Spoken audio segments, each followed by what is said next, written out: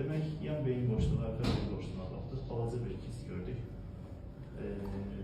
Beynin içində. Əliyəcək bir şeyin narahat olmayacaq. Bu bizim cerebellum dediğimiz beyincik veya ölçmüşün bir daha hocam. Ölçümü yaxşı gelir. Ondan sonrası omurga beyni başlayır. Görürsünüz mü? Bu gelir, burada hemen o beyinciye birleşir. Burada da arka beyin boşluğuna bakıyorum. Orada da bir problemimiz yok. Yani ölçümlerimiz problemli değil. Yani o beyindeki kistin her hansısa bir boz akışına, o beyin suyu akışına zararı yoktur. Yaxşı mı? Ne de ki ölçümlerini değiştirecek kadar önemli bir şey değil.